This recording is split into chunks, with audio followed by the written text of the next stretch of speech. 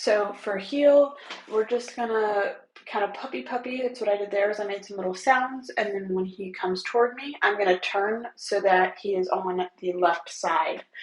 Um, Ghost can get kind of enthusiastic, as you see there, and kind of jumps. I just try not to reward him when he's jumping and stuff like that. I want the heel to look like this, where it's really nice, chill, and he's looking at me.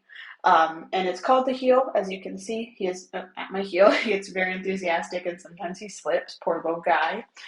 Um, I like my dog to be right at my leg-ish area. He's looking up at me here, so I'm trying to reward that contact with the eyes. I'm going to use my markers when I do that. So when he looks up and is walking nice, I'm going to say good, and then I give the treat. Doesn't happen at the same time. It's good, then treat. That kind of takes a snapshot of his mind as to what he's doing and helps him understand the behavior that we want better. And you do want to reward him while he's still in motion. So for the sit, I am pulling straight up on my leash with my right hand while I'm luring him with my left hand. Luring just means he's following the food in my hand. And then the second his butt touches the ground, I'm going to reward that. And I'm trying to kind of show you from the front way. I was very dumb and put the camera in a weird lighting area, so hopefully you can still see. But I'm just pulling straight up on that leash and using the treat to lure him. Be careful with Ghost. Sometimes he will not fully sit down. Just make sure his butt's completely on the ground and he's not hovering there at the end. I like to work in front of a mirror. That's why I moved the camera, is so I can see, because I want my dog to be nice and straight in that heel position. And that's where I like to use that luring, is I'm using my food in my hand to get him to sit in a nice straight position next to my leg. And here I'll show you from the side again. You can see he's kind of already knowing about how to sit without that leash pressure, but for right now, we'll just keep doing it with the leash. We just pull straight up, and I kind of push my hand back into his face, and he sits right down. And you can see his back leg. Sometimes he will sit with just the part to his knee and not his butt, like there. You gotta wait till that full sit comes right here, where his butt's completely on the ground and there's no light underneath of him. And I'm still using that marker word, good, and then giving him the treat. Again, snapshotting the position that he's sitting in and the eye contact.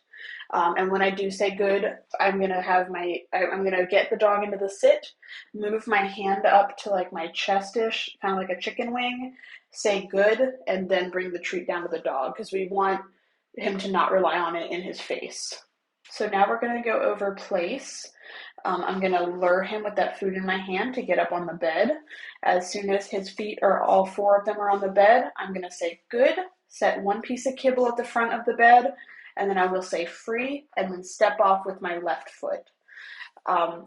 This is a pretty easy command for him. He likes the place bed a lot, so it shouldn't be too difficult, but I do want you to think of that place bed as a kennel, and we'll show you that in a second, where the only way on and off is in the front. If your dog never goes off the back, your dog's not going to get off on the back or the sides or anything like that. We want that bed to just have a door in the front, so he's not going to start wandering around when we start adding some duration and distance here.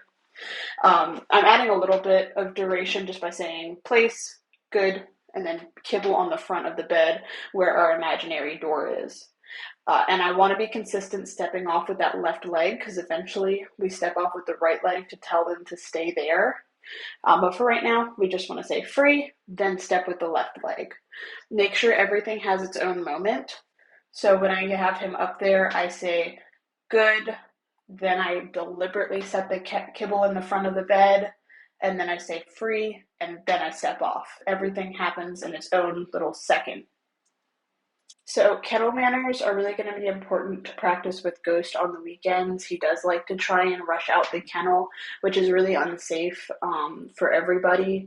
So it's just like the place bed, but this time we don't have to imagine the walls and the door.